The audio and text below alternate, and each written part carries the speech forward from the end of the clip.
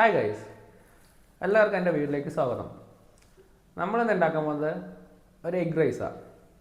അതെല്ലാ ബാച്ചിലേഴ്സും hostellers students എല്ലാവർക്കും ഈസിയായി പെട്ടെന്ന് ചെയ്യാൻ പറ്റുന്ന പോലെ നമുക്ക് ചെയ്ത് നോക്കിയാലോ. എല്ലാവർക്കും ഒന്ന് വീഡിയോയിൽ പോകാം. നമ്മളിപ്പോൾ ഇന്ന് ഉണ്ടാക്കാൻ പോകുന്ന റെസിപ്പിക്ക് മെയിനായിട്ട് ഇൻഗ്രീഡിയൻസ് വേണ്ടത് ഒരു സവാള ചെറുതാക്കി മുറിച്ചിട്ടുണ്ട്, അത് ചെറിയൊരു സവാള എടുത്ത്, പിന്നെ ഒരു ചെറിയ പച്ചമുളകും കുറച്ച് ജിഞ്ചർ ഗാർലിക് ചോപ്പ് ചെയ്ത് വെച്ചിട്ടുണ്ട്, പിന്നെ കുറച്ച് റൈസ്. ഇപ്പം ഞാൻ ഒരാളായതുകൊണ്ട് ജസ്റ്റ് കുറച്ച് റൈസ് എടുത്തിട്ടുള്ളൂ. പിന്നെ നമുക്ക് മെയിനായിട്ട് വേണ്ടത് മസാലയായിട്ട് നമുക്ക് 1 ടീസ്പൂൺ മുളക് പൊടി, പിന്നെ 1 ടീസ്പൂൺ കൊറിയാണ്ടർ പൗഡർ, പിന്നെ ഒരു 1/2 ടീസ്പൂൺ ഗരം മസാല, പിന്നെ ഒരു 1/4 ടീസ്പൂൺ മഞ്ഞൾപ്പൊടിയും. നമ്മൾ മെയിനായിട്ടൊരു ഇൻഗ്രീഡിയൻറ്റ് മിസ് ഔട്ട് ചെയ്തു, മുട്ട. അത് നമുക്ക് ഉണ്ടാക്കുമ്പോൾ ഒഴിക്കാം. നമുക്ക് കുറച്ച് ആവശ്യത്തിന് എണ്ണ ഒഴിക്കാം.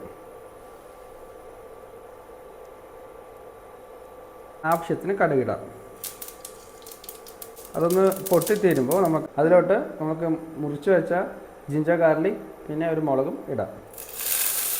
ഇതൊന്ന് പച്ചമണമൊന്ന് മാറിക്കഴിയുമ്പോൾ നമുക്ക് ഉള്ളി ഇടാം.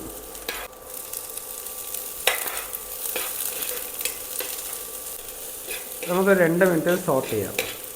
അതിലോട്ട് നമുക്ക് മാറ്റി വെച്ച മസാലയെല്ലാം ഇടാം. ഇതിൻ്റെ പച്ചമണം മാറുന്നത് നമുക്ക് ജസ്റ്റ് ഒന്ന് സോട്ട് ചെയ്ത് കൊടുക്കാം. ഇതിലോട്ട് നമുക്ക് പൊട്ടിച്ച് മാറ്റി വെച്ചാൽ മുട്ട ഒഴിക്കാം. നമുക്ക് ലോ ഫ്ലെയിമിൽ വെച്ച് ജസ്റ്റ് ഒന്ന് ഇളക്കി കൊടുക്കാം. ഒരു ഹാഫ് കുക്കായിട്ടുണ്ട്. നമുക്കപ്പോൾ മാറ്റി വെച്ച റൈസ് ഇടാം.